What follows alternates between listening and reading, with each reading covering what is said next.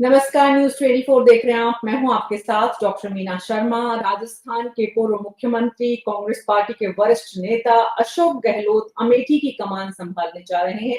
अमेठी जहां चुनौती है स्मृति ईरानी की, अमेठी जहां गांधी परिवार से दूर इस बार केसी शर्मा जो है वो चुनाव लड़ रहे हैं। ऐसे में सवाल ये है कि एक तरफ अशोक गहलोत इस चुनौती से कैसे पार पाएंगे चुनावी प्रबंधन में, तो दूसरी तरफ सवाल ये भी है कि कैसे जिस तरह के बयान वो दे रहे हैं और हमला कर रहे हैं बीजेपी पर। साफ कहा है उन्होंने कि जो आंकड़े इस वक्त जारी किए गए हैं उन आंकड़ों में बहुत बू आ रही है, चुनाव से पहले की रणनीति नजर आ रही है और बीजेपी की मंशा सही नहीं। इतना ही नहीं, अशोक गहलोत ने यह भी कहा कि आरएसएस के लोग घर से बाहर नहीं निकल रहे हैं और इसलिए चौथे चरण के चुनाव में अब तक जितनी स्थिति है, चौथे चरण के चुनाव से ये तस्वीर साफ हो जाएगी कि इंडिया गठबंधन बढ़त बना रहा है। इतना ही नहीं, उन्होंने कहा इंडिया गठबंधन सरकार बना रहा है। जिस कमजोर स्थिति में इस वक्त कांग्रेस पार्टी है लोकसभा में, राज्यसभा में, उसके बाद अशोक गहलोत का ये जो भरोसा है और इस तरह का जो बयान है और आरएसएस पे सीधा जो हमला है, उससे चौथे चरण के चुनाव को हम किस तरह देख सकते हैं। चौथे चरण के चुनाव में क्या आरएसएस के लोग इस बार ज्यादा निकलेंगे बनिस्बत तुलनात्मक रूप से वोटिंग प्रतिशत बढ़ाने में क्या उनकी कोई भूमिका रहेगी? ये सवाल है जिनके जवाब ढूंढने की कोशिश अगले 1 घंटे में हमारे खास मेहमानों के साथ करेंगे।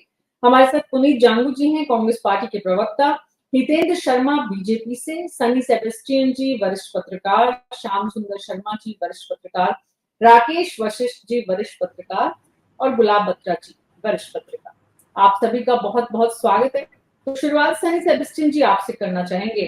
जिस तरह से अशोक गहलोत जी ने अमेठी पहुंचने से पहले ये बयान दिया है, आरएसएस पर सीधा हमला किया है, आरएसएस पर इस तरह सीधा हमला अशोक गहलोत पहले भी करते रहे हैं, लेकिन अभी उनका ये कहना कि वो लोग घर से नहीं निकल रहे हैं और इस वजह से चुनाव में इंडिया गठबंधन को बढ़त मिल रही है।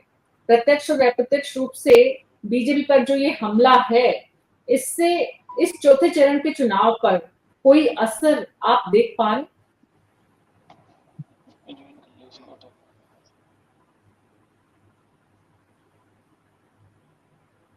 सनी सेबेस्टियन जी।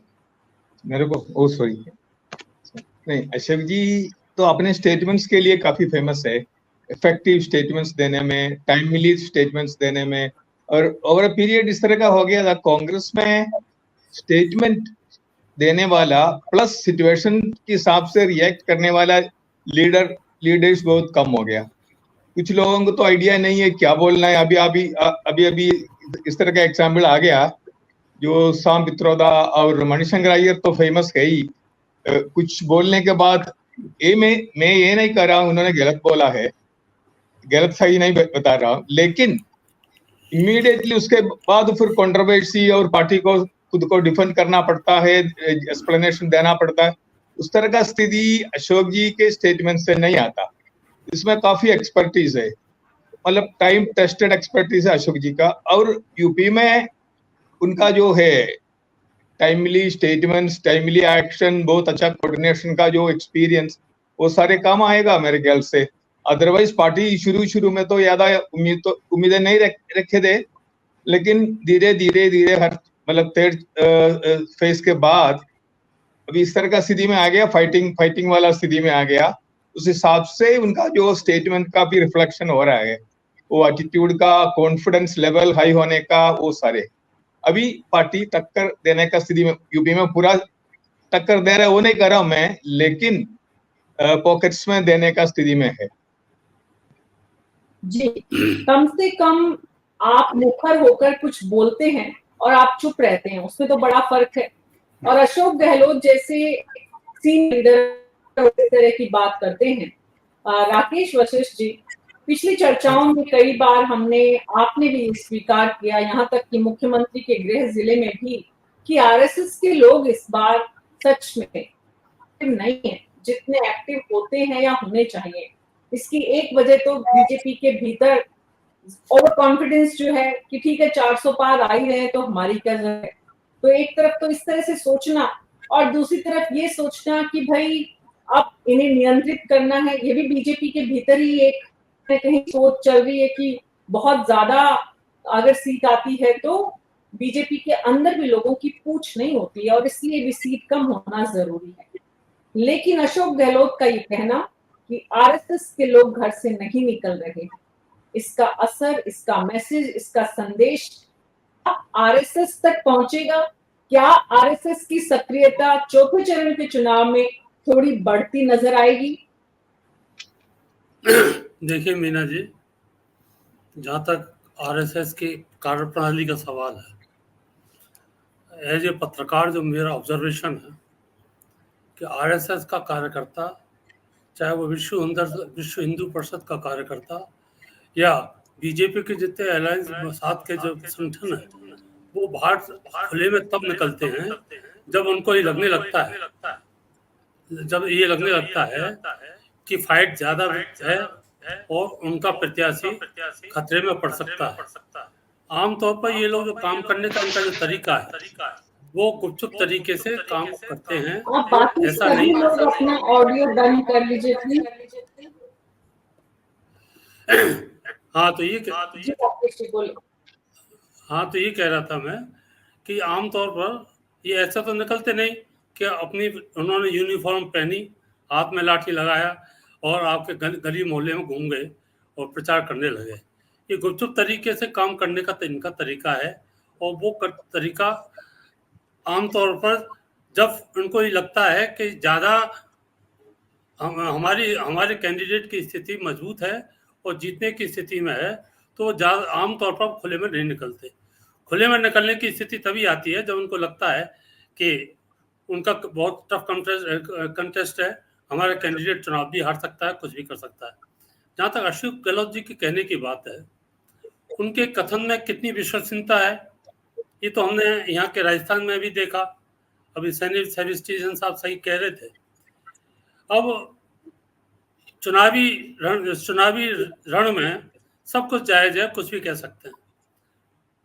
उनको अमेठी में कहाँ दिख रहे कहाँ नहीं दिख रहे ये तो वो जाने, लेकिन अपने कार्यकर्ताओं में उत्साह वर्धन करने के लिए इस तरह के स्टेटमेंट सभी लोग देते हैं जिससे कि जो कार्यकर्ता जो हताशा की स्थिति में है वो उठे और काम करने की स्थिति में आए। मैं समझता हूँ कि अशोक गहलोत साहब का जो ये स्टेटमेंट आया अपने कार्यकर्ताओं को जागरूक करने के लिए, उत्साहित करने के लिए ज़्यादा कारगर हो सकता है, क्योंकि उनके कार्य करने की उनकी समझ और उनकी रणनीतिक समझ तो यहाँ राजस्थान के चुनावों में देखने को मिल गई। वो विधानसभा का चुनाव भी देखा और राजस्थान के लोकसभा का चुनाव भी देखा। जहाँ उनको राजस्थान की पूरी कमान संभालनी चाहिए थी, वो अपना अधिकांश समय अपने बेटे के कॉन्स्टिट्यूंसी में लगे रहे और उसके लिए एक गली मोहल्ले घूमे। पिछले चुनाव में भी वो अपने बेटे के लिए बहुत टाइम दिया था।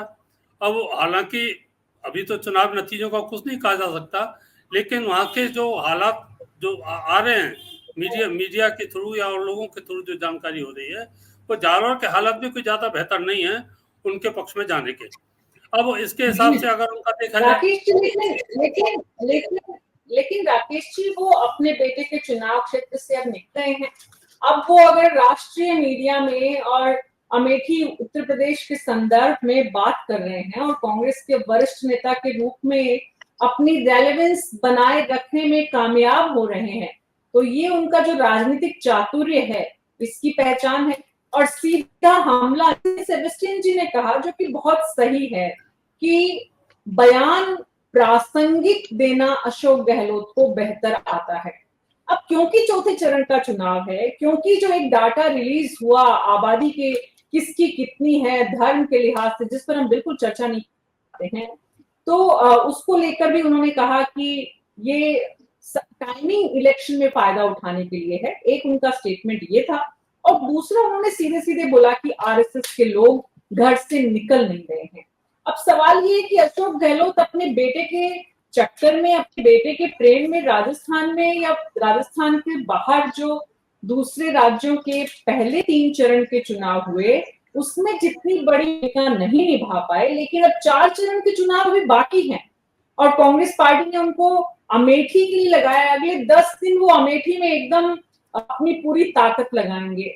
अमेठी में जहां पर जालोर सिरोही की बात करें तो वहां पर उनके बेटे की वजह से, क्योंकि उनका बेटा है, तो एक बड़ा कारण होता है कि नेता बैकफुट पर भी होता है कई कारणों से। स्थानीय कार्यकर्ता इसलिए नाराज होते हैं कि आप परिवारवाद को बढ़ावा दे रहे हैं, लेकिन हमें वो स्थिति भी नहीं है। अमेठी में कम से कम आप बाहर से आ रहे हैं, सीनियर लीडर के रूप में आ रहे हैं, तो आप अपने कार्यकर्ताओं को का मनोबल बढ़ाने में भी कामयाब हो सकते हैं। ऐसे में उनका जी राकेश जी। हाँ, मैं ये कह रहा था कि राजनीतिक रूप से चतुर हैं, इसमें तो नो डाउट। अगर राजनीतिक चातुरता उनमें नहीं होती तो राजस्थान के अंदर जो 5 साल का जो टेन्योर जिस तरीके से निकला आपस में इनकी खींचतान के बीच में, और उसके बावजूद भी पार्टी हाईकमान की निगाह में वो चढ़े रहे, ये बहुत बड़ी उपलब्धि है उनकी। और जब भी उनको मौका मिला उन्होंने पार्टी हाईकमान के हर आदेश का, हर इच्छा का उन्होंने उसका अवहेलना की, उन्होंने वही काम किया जैसा वो चाहते थे। ये उनकी राजनीतिक चातुरता है। अब जहां तक उनको जिम्मेदारी सौंपने का सवाल है, मैं जो समझता हूँ, अब कांग्रेस के पास गिने चुने ही तो ऐसे वरिष्ठ नेता रह गए जो जिनको कि इस तरह के काम पे लगाया जा सकता है। ज्यादातर जो रणनीतिक रूप से जो कार्य करने वाले लोग थे, जिनके ऊपर उनको भरोसा किया जा सकता था, वो तो ज्यादातर या तो निकल गए और या बिल्कुल निष्क्रिय होकर जिन राकेश जी के यहाँ लाइट पावर कट है, तो ऐसे में हम चलते हैं पुनीत जांगू जी और हितेंद्र शर्मा जी। हितेंद्र जी, आपके पास आती हूँ। पहले आरोप लगाया है अशोक गहलोत जी ने कि आरएसएस के लोग घर से बाहर नहीं निकल रहे हैं, चौथे चरण में आपकी मुश्किल बढ़ सकती है। मीना जी, आवाज साफ नहीं आ रही, आप सवाल दोबारा रिपीट कीजिएगा एक बार। हितेंद्र शर्मा जी, अशोक गहलोत जी का कहना है चौथे चरण में आपकी मुश्किल बढ़ा सकती है आरएसएस। आरएसएस हमारी मुश्किल बढ़ाएगी, क्यों? क्योंकि वो लोग घर से नहीं निकल रहे हैं, वोटिंग प्रतिशत कम है। आरएसएस के लोग बीजेपी के कैंडिडेट्स की मदद करने के लिए घर से बाहर नहीं निकल रहे हैं। नहीं, आरएसएस के लोग सीधे सीधे राजनीतिक रूप से कभी काम करते भी नहीं है। आरएसएस राष्ट्रवादी संगठन है और राष्ट्रवादी विचारों की भारतीय जनता पार्टी है, तो हमारे पे सैद्धांतिक रूप से आरएसएस का समर्थन रहता है। बाकी डायरेक्टली आरएसएस कभी भी राजनीति में इन्वॉल्व नहीं होता। गहलोत साहब को आरएसएस की नॉलेज कम है और गहलोत साहब जहां पे लगे हुए हैं वहां की चिंता करें। वो पहले जोधपुर चुनाव में लगे थे, पिछली बार अपने बेटे को 3 लाख से हरवा के आए थे। इस बार जालोर सिरोही में गहलोत साहब ने कमान संभाली है। हमारा अनुमान और आकलन कहता है कि इस बार वो 3 लाख को भी पार कर जाएंगे और राहुल गांधी जी की जहां पे उनकी ड्यूटी लगी है वहां पे भी वो इस बार अपना काम पूरा करके आएंगे और राहुल गांधी जी को और गांधी परिवार की राजनीतिक विरासत को उत्तर भारत से पूर्ण रूप से समाप्त करके ही आएंगे। हितेंद्र जी, उनकी ड्यूटी राहुल गांधी जी की लोकसभा क्षेत्र की नहीं लगी है, वो तो रायबरेली से चुनाव लड़ रहे हैं। लेकिन यहाँ पर तो प्रियंका गांधी के खास किशोरी जी चुनाव लड़ रहे हैं अमेठी से। और अमेठी की दोनों गांधी परिवार की विरासत है, वो भी विरासत है, लेकिन इस बार मैदान में नहीं है। उस विरासत को बचाने के लिए अमेठी और रायबरेली दोनों गांधी परिवार के लोग ही चुनाव लड़ रहे हैं।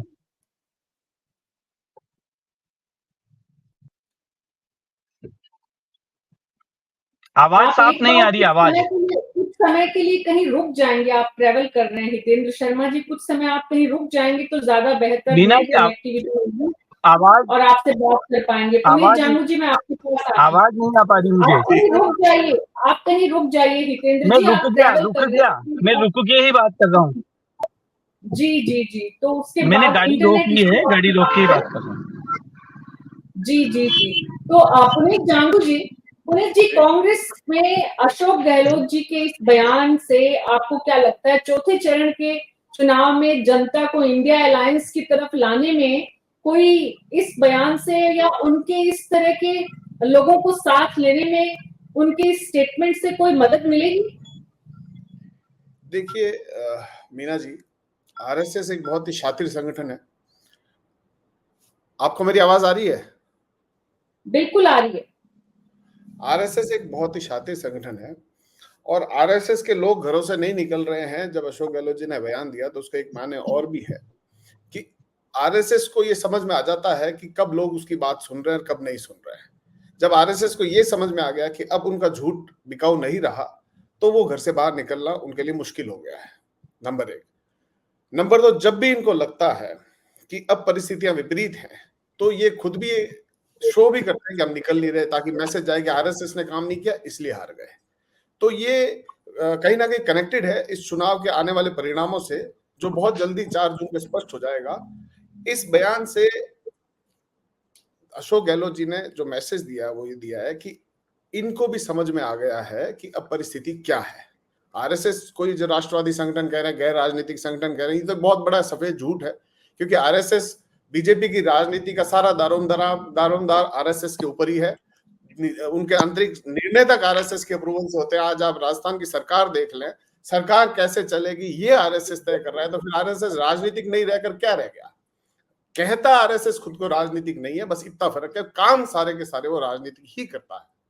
तो ये बहुत ही बड़ा ये झूठ बोल रहे हैं। और दूसरी बात वशिष्ठ जी ने कही थी कि अशोक गहलोत जी राजस्थान में सिर्फ 1 लोकसभा में प्रचार कर रहे थे, तो वशिष्ठ जी के पास या तो आंकड़े नहीं है, बेटा है तो बेटे के लिए अगला कोई भी व्यक्ति अपने बेटे के लिए चुनाव प्रचार करेगा जब उनका बेटा लड़ रहा है, लेकिन पूरे राजस्थान की 25 लोकसभाओं में यदि कोई लीडर गया है तो वो अशोक गहलोत हैं।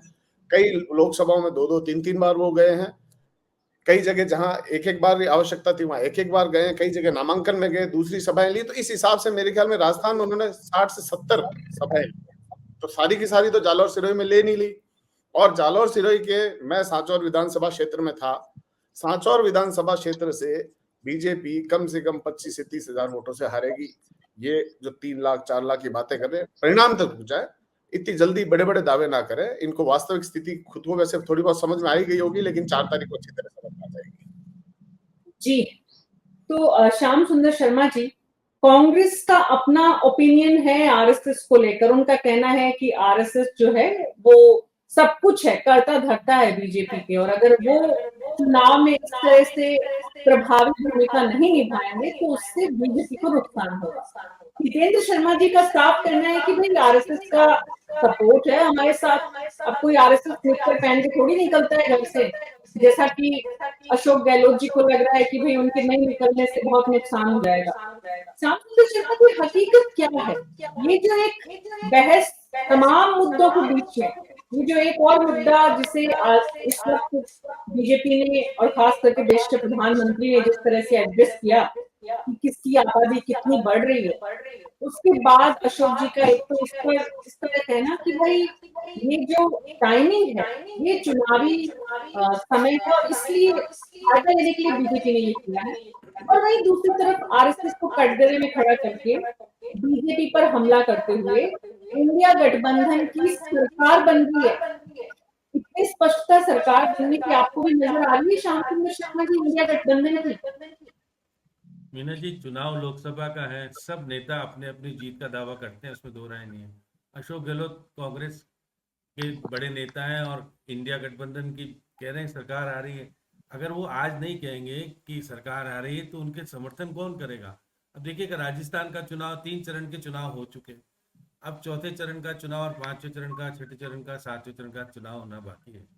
अब आज अशोक गहलोत जयपुर से अमेठी के लिए रवाना होने से पहले उन्होंने पीटीआई से बात करते हुए कहा है कि जिस प्रकार से आरएसएस को निकलना चाहिए निकल नहीं रहे, जैसा वो कह रहे हैं। अब उनको कहाँ से सूचना आई?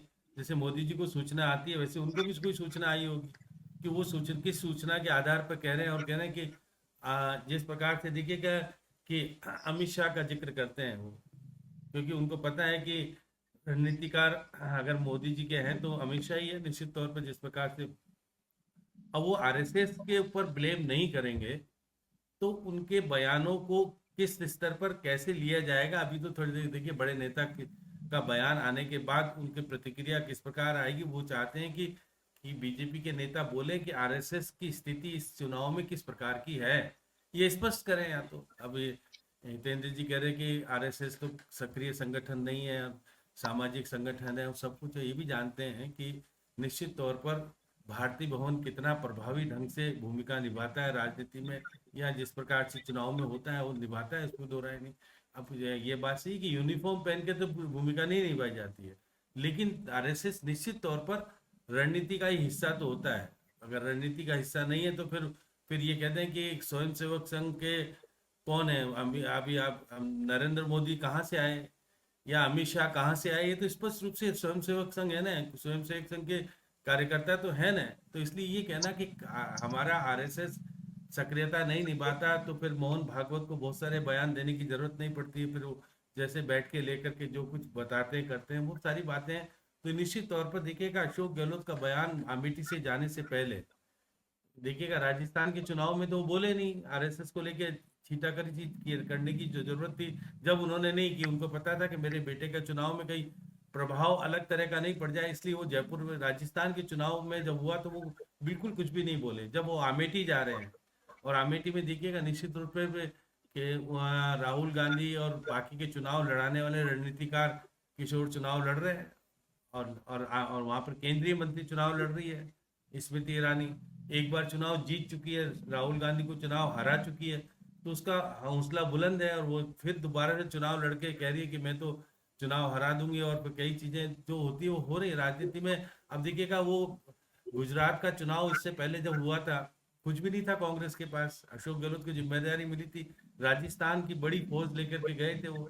अब अमेठी में कितने लोगों को राजस्थान से लेके जाएंगे, उनका रणनीति का हिस्सा होता है, और किस तरह से चंदा इकट्ठा करके और खर्च करते हैं वो उनका अपना तरीका है। देखिए, वो उन्होंने बहुत लोगों को बहुत कुछ दिया है, इसलिए उनको ये सब रणनीति आती है चुनाव लड़ने की। और वो देखिए, संगठन महामंत्री कांग्रेस के रह चुके हैं, इसलिए उनको संगठन की दृष्टि से भी बहुत कुछ नॉलेज है। और राजस्थान के 3 बार प्रदेश अध्यक्ष, 3 बार मुख्यमंत्री, चौथी बार बन नहीं पाए वो बात अलग है, लेकिन निश्चित तौर पर चुनाव जिसका लड़ाने जा रहे हैं वो जीतेगा नहीं जीतेगा वो बात अलग है। रणनीति के तहत चुनाव तो ढंग से लड़ा जाए, इसलिए अशोक गहलोत वहां रह करके राजस्थान के कितने लोगों को लेकर के जाएंगे वो तो 2-3 दिन में खुलासा होगा, क्योंकि आज वो दोपहर में 2 बजे यहाँ से विशेष विमान से गए हैं, और उसके बाद वहां की रणनीति किस प्रकार की रहेगी, स्मृति ईरानी अब किस प्रकार का क्या बयान देगी अभी कुछ पता नहीं। लेकिन उन्होंने जाने से पहले जिस प्रकार का एक हिस्सा होता है चुनाव का करने का, चुनाव लड़ने का, इसलिए आरएसएस के ऊपर छीटाकशी करके अब वो उन्होंने कुछ कहलवाने का प्रयास तो जरूर किया है। अब देखिए जिस प्रकार से, अब देखिए राजस्थान के नेता तो बोलने लग जाएंगे उनके चुनाव को, उनकी बातों को लेकर कि क्या अमित शाह उसको महत्व देंगे, या जिस तरह नरेंद्र मोदी ने उनको सीनियर लीडर कह करके संबोधित किया था आपको मानगढ़ में, आपको पता है उन्होंने 2 अपने मुख्यमंत्री को कहा था कि भाई देखिए क्या ये बहुत सीनियर मुख्यमंत्री हैं और मैंने भी इनसे कुछ सीखा है, इसलिए आपको सीखना चाहिए। तो इतने सीनियर होने के बाद अगर वो चुनाव की रणनीति में देखिए, अगर राहुल गांधी की सीट को देखिए, राहुल गांधी तो वहां नहीं लड़ रहे, राहुल गांधी तो रायबरेली से लड़ रहे हैं, लेकिन क्योंकि गांधी परिवार का बड़ा वर्चस्व बहुत लंबे समय तक अमेठी में रहा और पहली बार चुनाव हारने के बाद स्मृति ईरानी का निश्चित रूप से केंद्र में मंत्री रही और उनको कितना क्या किया वो बताएंगी, क्या करना क्या नहीं करा। लेकिन जिस प्रकार से वो चुनाव लगातार लड़ने वाले, देखिए ये किशोर नए नहीं है, देखिए 40 साल से वहां व्यक्ति रह करके यूथ कांग्रेस से और आज बुजुर्ग कांग्रेस की तरफ चला गया व्यक्ति, इसने इतने लंबे समय तक चुनाव लोगों को लड़ाया, रणनीति बताई। जिस प्रकार के प्रियंका गांधी कहती मैंने इनसे सीखा सब कुछ, और राहुल गांधी बाकी सारे लोग कहते हैं कि चुनाव तो ये रणनीतिकार थे। उस रणनीतिकार को जिताने के लिए अशोक गहलोत की अगर जरूरत पड़ रही है, अशोक गहलोत को सीनियर ऑब्जर्वर बना के भेजा जा रहा है, और वो जाने से पहले राजस्थान में एक एजेंसी को इंटरव्यू देकर के एक बहुत बड़ी श्याम जी बात ये भी है कि एचआरडी मिनिस्टर बनी थी स्मृति ईरानी, तो आरएसएस के विरोध के बाद उन्हें एचआरडी से हटाया गया था। अब क्योंकि स्मृति ईरानी के गढ़ में जा रहे हैं, स्मृति ईरानी ने अपना गढ़ अमेठी को बनाया हुआ है, वहां अपना घर लिया है, स्मृति ईरानी के घर में जा रहे हैं अशोक गहलोत जी, तो आरएसएस को याद दिला रहे हैं हितेंद्र शर्मा जी कि आपने स्मृति ईरानी को एचआरडी मिनिस्ट्री से हटाया था, अब आप उन्हें लोकसभा अमेठी से भी एक तरह से दूर करें। सीधा संदेश है अशोक गहलोत जी का ये आरएसएस को? आरएसएस को संदेश देने के लिए अशोक गहलोत जी को अभी बहुत वक्त और लगेगा। आरएसएस के अपनी एक बहुत गहरी और राष्ट्रवादी सोच है, वो बहुत लंबे प्रोस्पेक्ट में काम करता है। आरएसएस संगठन का काम एकदम से नहीं दिखता, वो बहुत लंबे समय तक चलने वाली अनवरत प्रक्रिया है जो वर्षों से चलती आ रही है और कई वर्षों तक चलती रहेगी। तो आरएसएस पे टिप्पणी करने के लिए गहलोत साहब और हम सब लोग बहुत छोटे हैं अभी, उसके विषय में टिप्पणी नहीं की जा सकती। वो एक बहुत राष्ट्रवादी संगठन है, राष्ट्र निर्माण में उस संगठन का बहुत बड़ा योगदान है। जी सनी सेबेस्टियन जी, एक तरफ अशोक गहलोत जी हैं जो कि अमित शाह और नरेंद्र मोदी की आंख का सबसे बड़ा कांटा हुआ करता था। पिछले चुनाव में विधानसभा में उन्होंने एक तरह से उनको बाहर किया है सत्ता से, तो कहीं ना कहीं एक बहुत बड़ा राजस्थान का गढ़ जीतकर मोदी और शाह ने अशोक गहलोत को सत्ता से बाहर किया। अब सवाल ये है कि अशोक गहलोत जिस तरह से आरएसएस की चर्चा कर रहे हैं, आरएसएस को संदेश दे रहे हैं, उसका उल्टा असर भी तो हो सकता है कि बीजेपी और आरएसएस के लोग इसे प्रतिष्ठा का सवाल बनाएं कि भाई बाहर वाले कैसे ऐसे हमला कर सकते हैं। नहीं, इनका आरएसएस पे जो ये टिप्पणी है उस पर कुछ स्ट्रैटेजी तो होंगे ही मेरे ख्याल से। अभी यूपी में ऑफ कोर्स थोड़ा योगी जी का सरकार है और माहौल तो उस तरह का है, अयोध्या मंदिर का जो निर्माण भी हो गया, उस माहौल में और हिंदुत्व पे अटैक नहीं बोलूंगा मैं, थोड़ा सा लाइक टिप्पणी छेड़ने का जो काम है ना, वो अटैक तो है नहीं, जस्ट रेफरेंस देना मेरे ख्याल से टेस्टिंग है अभी कैसे रिएक्ट होगा। और उनको कुछ आइडिया मिला होगा आरएसएस में, तो पहले जैसा जो इंटरेस्ट है नहीं, या नागपुर में भी ऐसे, तो महाराष्ट्र में बाकी जगहों में इस तरह का इंडिकेशन आ रहे हो। पिछले इलेक्शन वाला जो स्पिरिट अभी नहीं है, उसमें थोड़ा सा आइडिया मिल जाता है थोड़ा, क्योंकि पोलिंग परसेंटेज कम होना ही एक इंडिकेशन है। अगर आरएसएस चाहे तो पोलिंग परसेंटेज कम होगा ही नहीं है ना। वो कितना चाहा, कितना उन्होंने कई जगह इस तरह का भी सोचा होगा, जीत रहे हैं ठीक है, इनिशियल स्टेजेस में इस तरह का भी लोग एक्सप्लेन कर रहे हैं, वो तो जीत रहे हैं बीजेपी, क्या दिक्कत है टाइप। लेकिन धीरे धीरे माहौल तो चेंज हो रहा, फिर वो लोग अलर्टेड भी हो गया। ये वाला बैकग्राउंड में कुछ मन में तो होंगे, ऐसा नहीं है जो इसमें जो वाक्यूम में अशोक जी कुछ बोलते हैं, इसके लिए कुछ कारण तो होगा। और नेक्स्ट कमेंट उससे रिलेटेड होगा, या नेक्स्ट नहीं है तो थर्ड कमेंट, इनका स्टाइल इस तरह का होता है और उसमें पता चलेगा क्या था कारण है बोलने का। ये तो शुरुआती है, तो सीरीज ऑफ जो स्टेटमेंट्स तो उनके पास होंगे ही, उस हिसाब से ही चलेगा। ये वाला रिएक्शन देख के ही कुछ लोग नाराज होंगे और कुछ लोग चैलेंज करेंगे, जैसे आरएसएस को तुमने क्वेश्चन की या आरएसएस को टच करना ही एक बहुत मतलब हिम्मत वाला काम है। इसीलिए तो मेरे ख्याल से हमको वेट करना पड़ेगा नेक्स्ट ट्रेंड क्या है इसका, लेकिन कुछ स्ट्रेटेजी के तहत है, ये मेरा मानना है। बिल्कुल बिल्कुल, अशोक गहलोत जी बिना स्ट्रेटजी के, बिना रणनीति के कुछ करते ही नहीं है, इसमें किसी को कोई कंफ्यूजन नहीं होना चाहिए। तो ऐसे में गुलाब पत्रा जी, सवाल ये उठ रहा है कि क्या रणनीति है अशोक गहलोत जी की जिसके तहत वो आरएसएस पे सीधा हमला कर रहे हैं कि आरएसएस क्योंकि मैदान में नहीं है इसलिए इंडिया गठबंधन की सरकार बन रही है।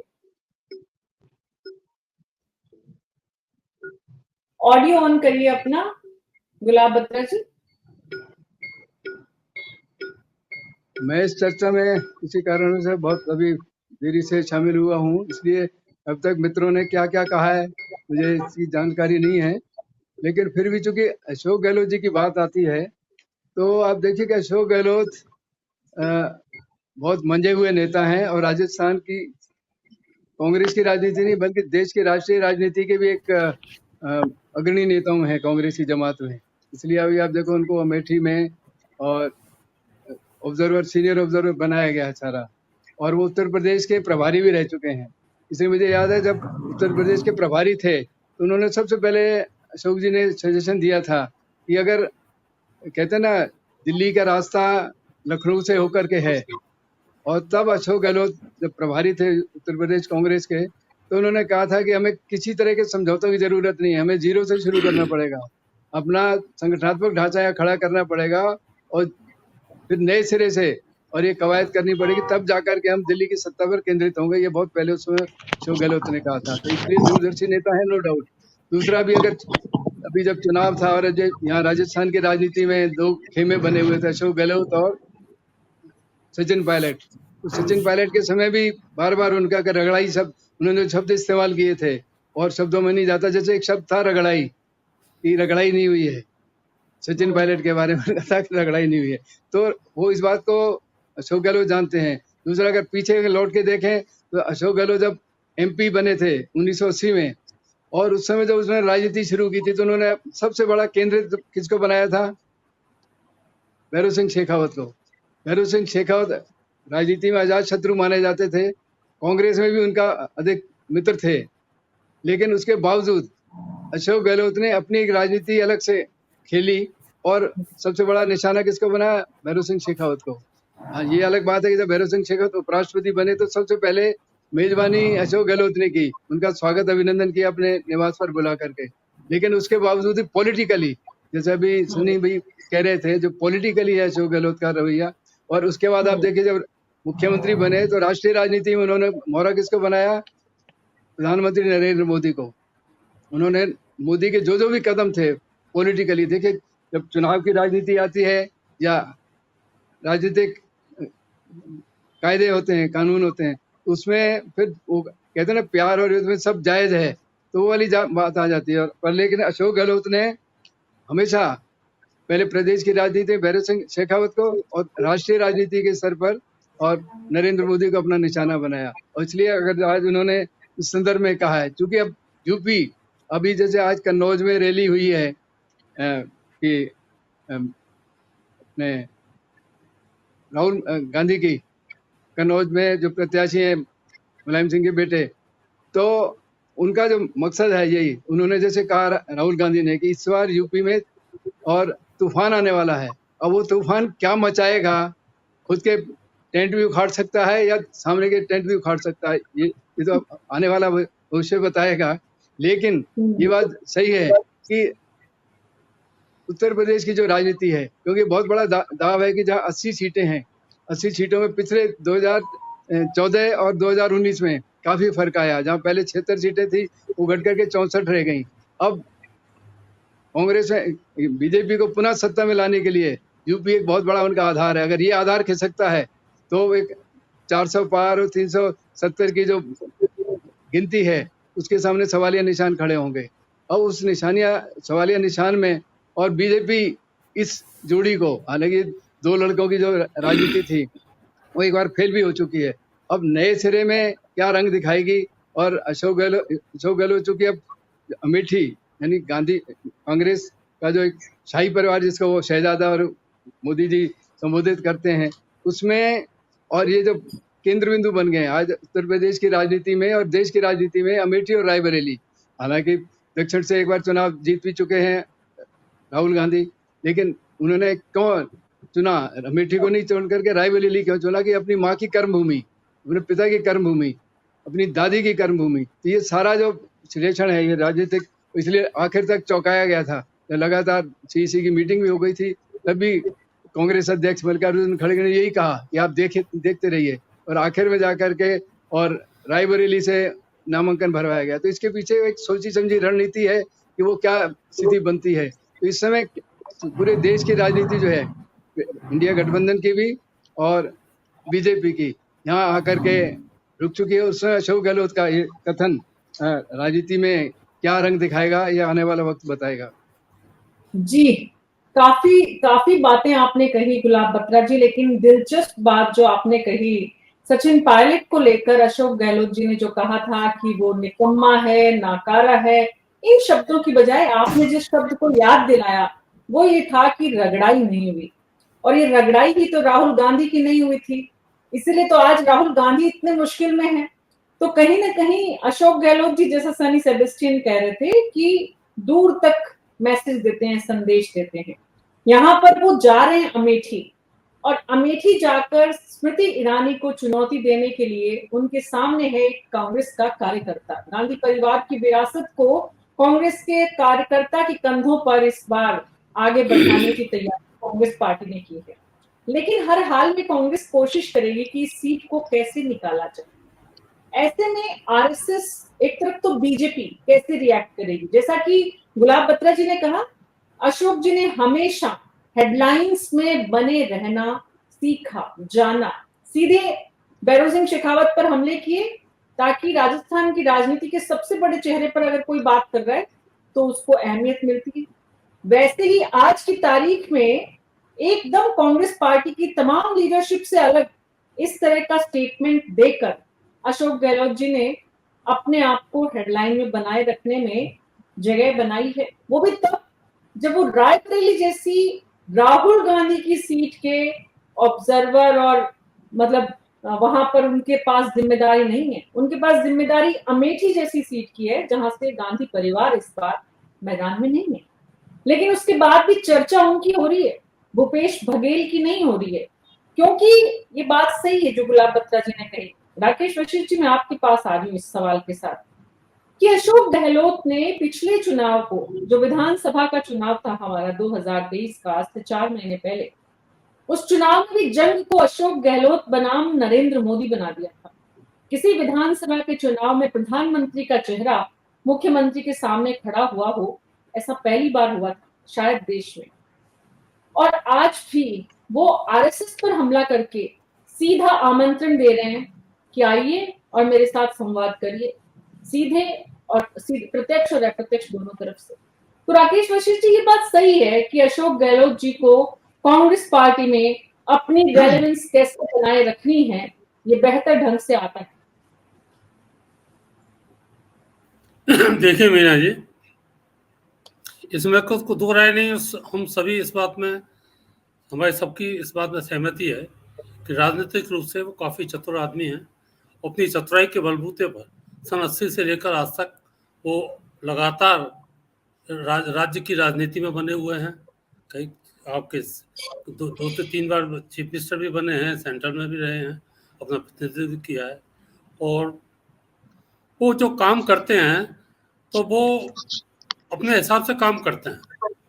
अब इस स्थिति में जब सेंट्रल की लीडरशिप पार्टी की थोड़ी कमजोर है तो उसका भी उन्होंने भरपूर फायदा उठाया। ऐसा पहला कभी नहीं हुआ कि कांग्रेस के अंदर पार्टी हाईकमान एक बार नहीं, 2 बार नहीं, 3 बार नहीं, 4 बार नहीं, जो भी उनको कई बात किया और उन्होंने उसकी अवहेलना की और खुला चैलेंज किया। इससे ज्यादा क्या हो सकती है कि वर्तमान खड़गे साहब जब विधायकों की मीटिंग लेने के लिए आए, विधायक वहां से गायब हो गए और सीधा इन्होंने विधानसभा अध्यक्ष के लिए इस्तीफा दे दिया। वो इस बात का द्योतक था कि अगर आप गहलोत साहब को हटाएंगे तो यहाँ आपकी कांग्रेस सरकार नहीं चलने वाली है, हम सब इस्तीफा हो जाएंगे। ये उनकी राजनीतिक चतुराई तो है ही। अगर दूसरी बात, ये जो नरेंद्र मोदी का जो आपने हवाला दिया पिछले विधानसभा चुनाव के दौरान, वो चुनाव भाजपा की तरफ से नरेंद्र मोदी के नाम पर ही लड़ा गया था और वो नरेंद्र मोदी को टारगेट बनाकर ही अपनी राजनीति करने का प्रयास कर रहे थे, अपने चमकाने का प्रयास कर रहे थे। हालांकि उसमें उनको कितनी सफलता नहीं मिली, कितनी सफलता मिली या ना मिली, ये तो हम सबके सामने उजागर है।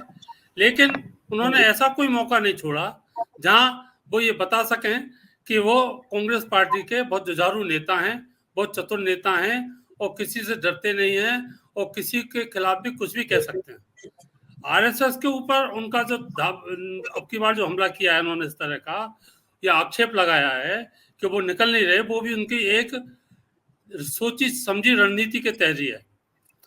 अब उसका क्या रिएक्शन आएगा क्या नहीं आएगा ये तो अब पता लगेगा, और खास तौर से अमेठी में, क्योंकि उनका और जगह तो ज्यादा इसका वो नहीं है, क्योंकि ऑब्जर्वर वो अमेठी के बनाए गए हैं। अमेठी की सीट बड़ी विचित्र है और मैं बत्रा जी की इस बात से सहमत नहीं हूं कि किसी राजनीतिक चतुराई के तहत उनको राहुल गांधी को अपनी मां की सीट से उतारना पड़ा, अमेठी से नहीं लड़े। क्यों?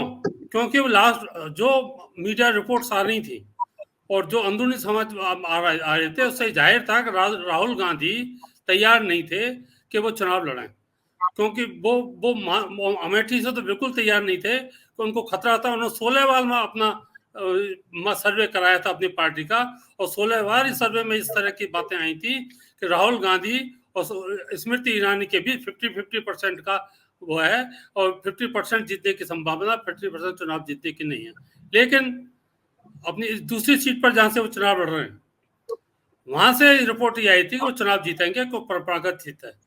तो लास्ट मोमेंट पर जाकर उनको मनाने के भी प्रयास हुए और उसके तहत ही एक झगड़ा और चल रहा था उसके अंदर कि वो इस बात के लिए सहमत बिल्कुल नहीं थे कि प्रियंका गांधी चुनाव लड़े और अमेठी से चुनाव लड़ा। पहले ये भी विचार आया था CWC की मीटिंग में कि इन दोनों को लड़ाया जाए। अब जो उनकी रणनीति बनी है, अगर वो चुनाव जीतते हैं बाइन दोनों जगह से, तो इस सीट से वो इस्तीफा देंगे और प्रियंका गांधी यहाँ से बाई इलेक्शन के लिए कैंडिडेट होंगी कांग्रेस पार्टी की। अब उसके हिसाब से कोई राजनीतिक चतुराई नहीं, उनकी मजबूरी थी। अगर वो यहाँ से छोड़कर चले जाते यूपी से तो इनके पास कुछ भी नहीं था। ये हो जाता यूपी से भाग गए, गिनी चुनी तो 17 तो सीटें मिली हैं इनको समझौते के अंदर, जहां पूरी पार्टी राज करती थी यूपी के अंदर, आज वो दयनीय हालत में हो गई और समाजवादी पार्टी से मनुहार करके उन्होंने इतनी सीटें ली हैं। और आपको ध्यान हो, इस बात का ध्यान होगा कि समाजवादी पार्टी ने अपने कैंडिडेट्स का ऐलान करना शुरू कर दिया था और इस बात की संभावना हो गई थी कि कांग्रेस से कोई इस तरह की रणनीतिक साझेदारी नहीं होगी जिससे मिलकर के चुनाव लड़े। अब आगे कितना कर पाएंगे ये तो आगे पता लगेगा अभी, और आगे अशोक गहलोत साहब कितने सफल हो पाते हैं। अगर वो चुनाव जीत गए अमेठी में कांग्रेस पार्टी बाय ना हुए तो अशोक गहलोत साहब का पद निश्चित रूप से बढ़ेगा और उनकी पार्टी में पकड़ बहुत जबरदस्त होगी, इसमें कोई दो राय नहीं है। और वो पहले भी मजबूत थे और ज्यादा मजबूत हो जाएंगे और प्रबल दावेदार हो जाएंगे आगे के नेतृत्व के लिए। ये मेरा मानना है। प्रबल दावेदार आगे के नेतृत्व के मतलब राष्ट्रीय अध्यक्ष बनने के रास्ते अगर वापस, क्योंकि अध्यक्ष का चुनाव भी होगा लोकसभा और कांग्रेस में और भी बहुत सारे।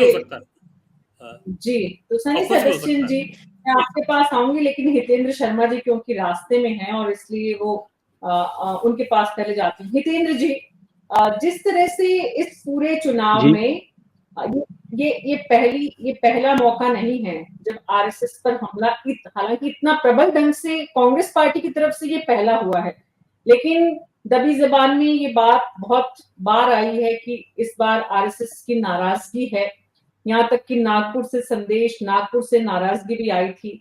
तो अशोक गहलोत जी ने उस नब्ज को पकड़ लिया है और उस नब्ज पे सीधा हमला किया है। देखिए, आरएसएस के विषय में मैंने पहले भी कहा, मैं फिर कह रहा हूं कि आरएसएस गैर राजनीतिक संगठन है। आरएसएस राष्ट्रवाद के लिए काम करता है, समाज के लिए काम करता है। राजनीति से सीधा आरएसएस का कोई लेना देना नहीं है। स्वयंसेवक राजनीतिक क्षेत्र में काम करते हैं, भिन्न भिन्न क्षेत्रों में काम करते हैं, सामाजिक क्षेत्रों में काम करते हैं, चिकित्सा के क्षेत्र में काम करते हैं। सीधा आरएसएस राजनीतिक क्षेत्र में काम कभी भी नहीं करता। आरएसएस की तरफ से कभी ये नहीं कहा जाता कि आप फलाने दल को वोट दीजिए, फलाने व्यक्ति को वोट दीजिए या फलाने कैंडिडेट को वोट दीजिए। ये अशोक गहलोत जी ने एक राजनीतिक स्टंट मारा है, इससे अधिक इसकी मेरी नजर में कोई वैल्यू नहीं है। मैं फिर कह रहा हूं आपसे कि गहलोत साहब, जिस तरह से बार बार उनको महिमा मंडित किया जा रहा है डिबेट में, उन्होंने 23 में भी यही चीज करी थी कि मोदी जी के नाम पे और खुद के नाम पे चुनाव लड़ा था, उन्होंने मुखी खाई थी। 24 में भी वो पुनः मुखी खाएंगे और जिस तरह से अगर ऐसे राष्ट्रवादी संगठनों का नाम राजनीतिक क्षेत्र में घसीट के लाएंगे तो इसका रिएक्शन आएगा। स्वयंसेवक उनको कभी माफ करेंगे नहीं और स्वयंसेवक और अधिक ताकत से उनको हराएंगे। स्वयंसेवक और अधिक ताकत से लग जाएंगे, इसका मतलब ये है पुनीत जांगू जी, उल्टी तो नहीं पड़ जाएगी अशोक गहलोत जी पर? सन 2010 जब गहलोत साहब मुख्यमंत्री थे, एक मौका मुझे मिला उनके साथ बैठने का कहीं पे, तो उन्होंने 2 ज्ञान की बातें बताई थी राजनीतिक रूप से। एक थी कि जहां हाँ बोलने से काम चलता हो वहां हाँ जी भी नहीं बोलना है। तो उस व्यक्ति के बारे में हिमांशु जी की टिप्पणियां बहुत ही मतलब समझ से परे है और राकेश जी की भी। नंबर 2, उन्होंने यदि कोई स्टेटमेंट दिया है तो बिना तोल मोल के, बिना सोचे समझे कभी नहीं बोलते हैं, बिना इनपुट के, बिना जानकारी के वो कभी नहीं बोलते हैं। हिमांशु जी से एक टिप्पणी ले लीजिए, क्या कह रहे थे बता दें आप पहले, ताकि मैं बाद में। जी, मैं जवाब देना चाह रहा था कि ये कह रहे हैं गहलोत साहब हर चीज तोल मोल के बोलते हैं, तो जो पायलट साहब के लिए बोला था वो सब सच बोला था, तोल मोल के बोला था गहलोत साहब ने कि ये निकम्मा है, नकारों को ला रहा है, आलू भाजी बेचने आया है, ये सब चीजें साहब ने बोली थी ऑन रिकॉर्ड बोली थी और बार बार बोली थी, तो वो सब तो सही बोली थी क्या? मैं पुनीत जी से चाहूंगा इस विषय पे भी जवाब दें।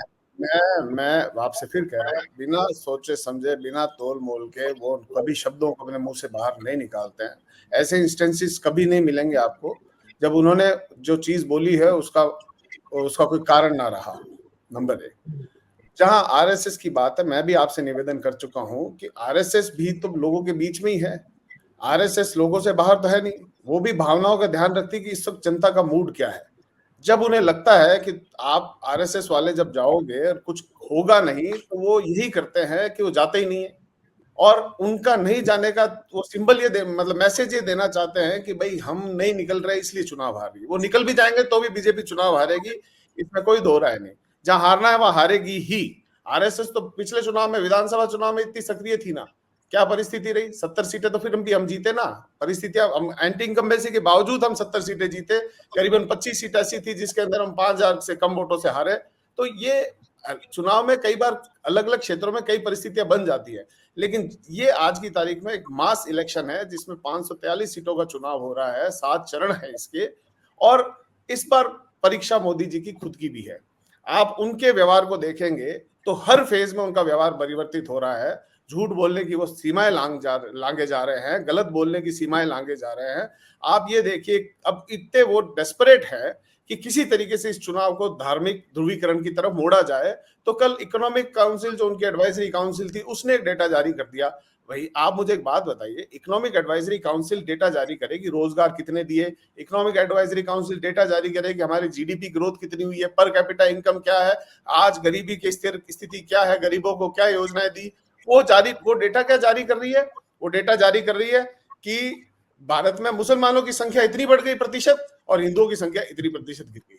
मतलब ये इकोनॉमिक एडवाइजरी काउंसिल की जिम्मेदारी है क्या? ये तो एनएसएसओ की या हमारे जो जनगणना की उसका काम है कि अगर वो करना चाहे तो गिन ले।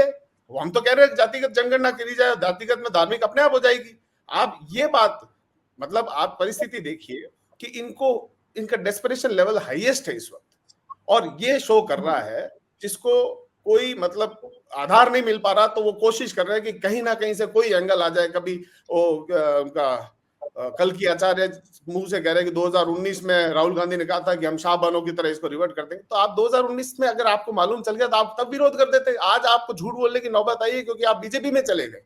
बीजेपी के अंदर आपका जाने का पहला जो आपका टेस्ट है वो ये है कि आप झूठ कितने हाईएस्ट लेवल का बोल सकते हैं। और जिसको भी देखें, आप जिसको भी देखें, जो प्रवक्ता जा रहे हैं, मतलब आप अब वो कह रहे हैं हमने अयोध्या जाने का कहा इसलिए हमें निकाल दिया। अयोध्या जाने वालों को हमने टिकट भी दे दी भाई। आप देखें, दीपेंद्र हुड्डा जी को टिकट मिल गई है, अजय राय जी को टिकट मिल गई है। मतलब आप क्या बातें कर रहे हैं? या तो फिर हमें नहीं निकाल। विषय से हटते नहीं है पुनीत जामू जी। विषय ये है कि ये मैं आपको कारण बता रहा हूं कि अब आरएसएस को महसूस हो गया है कि चुनाव अब जीतना आसान नहीं है। तो वो ये दिखावा करती है कि भाई एक मैसेज है, आरएसएस बाहर नहीं निकल रही, इसका मतलब बीजेपी हार रही है। इसका सीधा तात्पर्य ये है। तो वो उसी वक्त करती है जब उसे लगता है कि बीजेपी हमारे जाने से भी नहीं जीतेगी। और एक चीज और, बार बार यूनिफॉर्म की बात आ रही थी। वशिष्ठ जी कह रहे थे आरएसएस को अच्छी तरह डिफेंड करते हैं। वशिष्ठ जी कह रहे थे कि कोई यूनिफॉर्म पहन के तो नहीं निकलेगी आरएसएस। आप आपदा के अंदर देखेंगे तो सबसे पहले यूनिफॉर्म पहन के निकलती है। आप किसी भी परिस्थिति, अगर मेरे उनके सामने एक्सीडेंट हो जाता है ना, तो घर जाके यूनिफॉर्म पहन के आता है, आदमी मर जाता है। तो वो दिखावे के अंदर यूनिफॉर्म पहनती है, जब उनके दिखावा नहीं करना होता तब नहीं पहनती। इस तरह से सनी सेबेस्टियन जी, ये जो छवि कांग्रेस वाले आरएसएस की बता रहे हैं और बीजेपी के लिए जो आरएसएस की हितेंद्र शर्मा जी तस्वीर बता के गए हैं, अभी वो हमसे क्योंकि रास्ते में थे तो शायद इंटरनेट इश्यू आ गया हो। सवाल ये है सनी सेबेस्टियन जी कि 4 चरण का चुनाव अभी बाकी है और इन चारों चरणों में अगर अशोक गहलोत जी जो बोल रहे हैं वो सही हैं, तो इसका मतलब इस चुनाव के नतीजों में काफी चौंकाने वाली चीजें सामने आएंगी। लेकिन हम ये अस्यूम नहीं कर सकता अशोक जी वो बोल रहे हैं वो सही है। मतलब अशोक जी अपोजिशन के हिसाब से बोल दिया, लेकिन प्रोवाइडेड वो सही है तो बहुत रिजल्ट बहुत खतरनाक होंगे एनडीए के लिए। वो तो बहुत क्लियर है। लेकिन जरूरी नहीं है जो अशोक जी बोल रहे हैं वो सही है। इलेक्शन में ये सब चलता है, लेकिन इसमें ऐसा नहीं है इलॉजिकल, ये इलॉजिकल नहीं होगा, there is some logic, logic तो कुछ तो लॉजिक तो होंगे। और पहले ये देखा हमने, राहुल गांधी ज्यादातर आरएसएस पे बोलते थे और सबसे ज्यादा क्रिटिकल और सेंसिटिव एरियाज में वही जाते थे। इवन स्पीचेस 10-15 मिनट का है तो भी इस तरह का जो एरियाज कई टच करते थे, बाकी लोग बाकी लीडर से टच ही नहीं करते थे। हो सकता है उनको मना कर रखा है, और कुछ लोगों को जो जिनको मना नहीं किया है उनको इसमें वो लोग नहीं जाना चाहते थे। बारिंग जैसे दिग्विजय सिंह जी वगैरह तो इसमें काफी इंडल्ज किया है, आजकल वो चुप है क्योंकि ऑल टुगेदर, क्योंकि जैसे मणिशंकर जैसे अय्यर जैसे सिचुएशन कई बार आया, इनके बोलने के बाद फिर बहुत लंबा कंट्रोवर्सी हो गया और लोगों ने सोचा ये ऐसा बोलना शुरू कर दिया इनका, कई लोग मजाक में एज से रिलेट कर दिया, इन वो मतलब सनेल हो गया वगैरह, वो फेयर नहीं था। वैसे वो तो इतना एज्ड भी नहीं है, लेकिन ऑफ लेट सिर्फ राहुल गांधी इस तरह के जो टॉपिक्स पे बोलते थे। और उसके बाद मेरे ख्याल से एक सीनियरिटी का भी इंडिकेशन है, जैसे पहले जो जिक्र हुआ था, पार्टी प्रेसिडेंट लायक आदमी है, वो तो लायक आदमी तो है ही, और लीडरशिप या प्रोसेस में हायरार्की के हिसाब से कुछ टॉपिक्स है, वो है एक आरएसएस, है ना। और अशोक जी को ऐसा मतलब यूपी अशोक जी के लिए फेमिलियर ग्राउंड है। ये उस टाइम हमको अशोक जी ने ही बताया था, ये कुछ छोटा ग्रुप को, मेरे को अभी भी बहुत क्लियरली याद है, उन्होंने कहा पार्टी वर्कर बहुत कम है यूपी में, लेकिन अमेठी रायबरेली का स्थिति अलग है। वो तो एक्चुअली होम पॉकेट कॉन्स्टिट्यूंसी रहा है नेहरू गांधी परिवार का, वहां का जो सिचुएशन, वहां का कंडीशंस बाकी यूपी से जो मेल नहीं खाते, ये फर्क है। ये सब अशोक जी जानते हैं क्योंकि अशोक जी यूपी को अच्छा स्टडी किया है, और उनको उसमें उस टाइम ज्यादा मतलब वहां से राजस्थान आना था, इसलिए राजस्थान आ गया। ये तो हायरार्की का इश्यू है ये वाला टॉपिक। प्लस आरएसएस सक्रिय है या नहीं, वो मैं नहीं मानूंगा ये कोई रियलिस्टिक स्टेटमेंट है, ये तो चुनावी स्टेटमेंट ही मानूंगा। लेकिन कुछ तो कारण भी हो सकता है इसमें, ऐसा नहीं है टोटली बेसलेस है, क्योंकि अशोक जी ऐसे नहीं बोलते। जी, इसमें तो कोई दो राय नहीं है कि ये चुनावी स्टेटमेंट है, चुनावों के बीच दिया गया है और वो भी अमेठी जाने से पहले दिया गया है, तो इसमें कोई कंफ्यूजन नहीं है। लेकिन जो बात आपने कही कि सीनियर लीडरशिप्स, कुछ लोगों को सीनियर लीडर के कांग्रेस के जो हैं उन्हें इस बात के लिए फ्री रखा गया है कि उन्हें किस विषय पे बोलना है, किस पर नहीं बोलना है। लेकिन एट द सेम टाइम जो अशोक गहलोत जी की सीनियर लीडरशिप से एक्सपेक्टेशन राजस्थान में थी और जो नाराजगी हुई राजस्थान में, उसके बाद भी अशोक गहलोत जी की वही जगह अभी बनी हुई है। इस बात में संभावना कितनी है श्याम सुंदर शर्मा जी?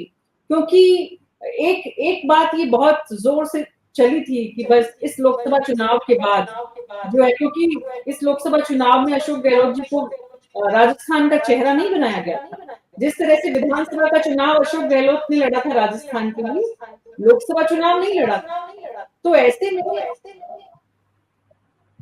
अशोक गहलोत जी अपनी वो स्थिति वापस बनाने के प्रयास कर रहे हैं इस तरह के चुनावी बयानों से। देखिए मीना जी, मैं देख रहा था कि वो जिस तरह से दावा कर रहे थे जाने से पहले कि भाजपा की स्थिति कमजोर है, वोट और परसेंटेज कम गिरा है, अडानी अंबानी के बयानों के बाद उनमें विश्वास कम हो गया है। इससे लगता है कि भाजपा और आरएसएस का कार्यकर्ता जिस तरह से निकलना चाहिए था घरों से नहीं निकल रहा।